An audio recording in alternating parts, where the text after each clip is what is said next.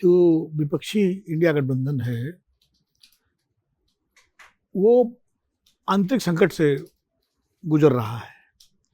खास करके पश्चिम बंगाल के चुनाव के नतीजों के बाद उसकी स्थिति ये हो गई कि जिस तरह तृणमूल कांग्रेस टूटी है या तोड़ी गई है, वो उसने बहुत डिमोरलाइज किया सभी क्षेत्रीय दलों को, और जाहिर है कांग्रेस को भी, इंडिया पूरे विपक्षी गठबंधन को।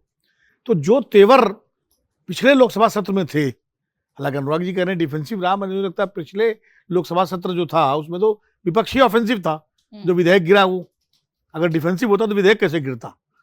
और 2024 के बाद विपक्ष काफी ऑफेंसिव हुआ है। 2014 और 2019 के चुनाव के बाद विपक्ष वाकई डिफेंसिव रहा, क्योंकि नंबर नहीं थे उनके पास। 2014-24 के बाद जब नंबर आया उनके पास और बीजेपी का नंबर कम हुआ, एनडीए का नंबर कम हुआ, तो काफी विपक्ष आक्रामक हुआ। कई मुद्दों पर आप देख लीजिए पुराने, लेकिन पिछले सत्र में भी जिस तरह वो बिल विधेयक डिलिमिटेशन वाला गिरा, 3/4 नहीं हो पाया, 2/4 नहीं हो पाया, तो उससे विपक्ष को बड़ा बूस्ट मिला था। लेकिन पश्चिम बंगाल के चुनाव ने सारा मामला छिन्न भिन्न कर दिया। अब हर क्षेत्रीय दल अपने हिसाब से फैसले लेना, जैसे तृणमूल कांग्रेस इस स्थिति में नहीं कोई फैसला ले सके, उसकी मजबूरी है कांग्रेस के साथ जुड़े रहने की, क्योंकि जो उसकी छोटी थोड़ी बहुत हैसियत बची है लोकसभा में और राज्यसभा में, अब तो उनके सांसद बहुत कम हो गए, तो उसमें वो कांग्रेस के साथ ही रहेगी। समाजवादी पार्टी, जो कि उत्तर प्रदेश में चुनाव उनको लगभग मिल के ही लड़ना है, थोड़ी बहुत बयानबाजी हो रही है, लेकिन वो बयानबाजी को किनारे रख दें तो उनको भी कमोबेश एक मिला जुला स्टैंड लेना है। इसीलिए उन्होंने कहा कि हम जो है मिल के फैसला लेंगे। एनसीपी ने अपना रास्ता अलग तराशना सोच दिया है, खासकर शरद पवार की पार्टी ने, क्योंकि जिस तरह वहाँ पर शिवसेना उद्धव ठाकरे टूटी है और 6 के 6 उसके सांसद चले गए शिंदे के पास साथ, ऐसे में अब वहाँ दो चीज़ें चल रही हैं। एक तो अजीत पवार गुट के साथ विलय की बात चल रही है, विलय हो। एनसीपी चाहती है, शरद पवार का खेमा चाहता है विलय, और विलय में वो चाहता है बराबर का शेयर, क्योंकि लोकसभा में उसकी संख्या ज्यादा है अजीत पवार से। अजीत पवार के पास तो एक ही सांसद है, लेकिन सुनेत्रा पवार के आने के बाद अजीत पवार तो तैयार हो जाते शरद पवार का नेतृत्व मानने के लिए। अब सुनेत्रा पवार वो कुर्सी नहीं छोड़ना चाहती है, अध्यक्षता की और डिप्टी चीफ मिनिस्टर की, फाइनेंस मिनिस्टर की, तो उनका तरफ से ये है कि हम एक शर्त में विलय कर सकते हैं कि deputy leadership, deputy finance chief ministership उनके पास रहे, पार्टी का अध्यक्षता उनके पास रहे, और फाइनेंस मिनिस्ट्री उसके पास रहे। यानी ऐसे में फिर शरद पवार के पास क्या होगा, वो एक संकट है।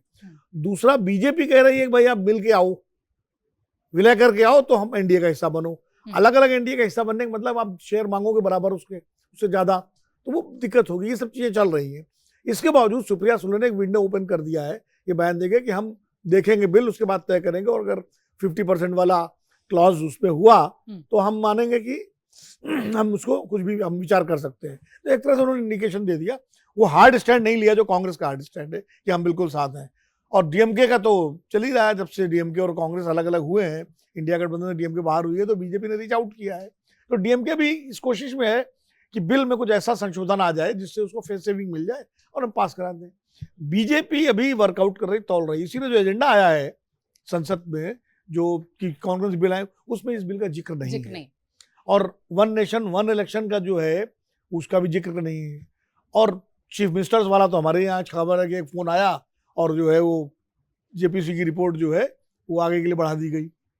अपने अमर उजाला की पहले पेज की खबर है कि अब फोन किसका आया, ये शोध का विषय हो सकता है, शुक्ला जी प्रकाश डाल सके उस पर। लेकिन कुल मिला के ये स्थितियां जो है अभी हैं। सरकार जब तक पूरी तरह मुतमईन नहीं हो जाएगी, उसको वो पिछले सत्र ऐसी हालत नहीं करेगी। वो 202 का जो 360 का नंबर है, जब वो 365 का आंकड़ा जुटा लेगी, तब उसके बाद 360 पे भी नहीं, वो 365 का आंकड़ा जुटा लेगी कि एक आध कहीं दाएं बाएं खिसके यहाँ एब्सेंट रह जाए, तो वो उसके तब वो इस मामले में लाएगी। और मुझे लगता है अभी सरकार इसको देखेगी। और शुरू में क्या होगा, अभी 20 तारीख से 2-3 दिन तो ये सत्र बाधित रहेगा। वो हंगामा मचेगा, वो डिस्कशन मांगेंगे राम मंदिर वाले मामले पर, अपोजिशन वॉकआउट करेंगे, ये सब जो होता है। वो नीट पे भी हल्ला गुल्ला मचेगा, धर्मेंद्र प्रधान के इस्तीफे को लेकर हल्ला गुल्ला मचेगा, और कुल मिलाकर के 2-3 दिन तो ऐसे ही चले जाएंगे जैसा कि होता है। 25 तारीख के बाद जो सत्र का दूसरा चरण होगा, मतलब एक तरह से आप मान के चलिए फिर वो 1 हफ्ता हो जाएगा, सैटरडे संडे आ जाएगा। उसके बाद जो चूंकि 13 तारीख तक सत्र है, 13 अगस्त तक, उस जो जुलाई अगस्त के पहले हफ्ते में जो तब सत्र शुरू होगा उस वक्त ये बिल, इनमें से जो खासकर 2 बिल जो हैं, ये आपका डिलिमिटेशन महिला आरक्षण और वन नेशन वन इलेक्शन, वो मुख्यमंत्रियों वाला तो गया, मुख्यमंत्री मंत्री वाला तो अगले सत्र के लिए गया। इन 2 में से ये खास करके डिलिमिटेशन महिला वाला बिल अगर सरकार बिल्कुल कंफर्म हो जाती है समर्थन को लेके तब आएगा, और अगर कंफर्म नहीं हुई, कुछ दांव पे ढेर डाला मामला रहा, तो हो सकता है फिर इसको शीतकालीन सत्र के लिए आगे बढ़ा दिया जाए। अगर आप ये वीडियो YouTube पर देख रहे हैं तो हमारे चैनल को सब्सक्राइब कर बेल आइकन दबाएं, और Facebook पर देख रहे हैं तो हमारे पेज को लाइक करें।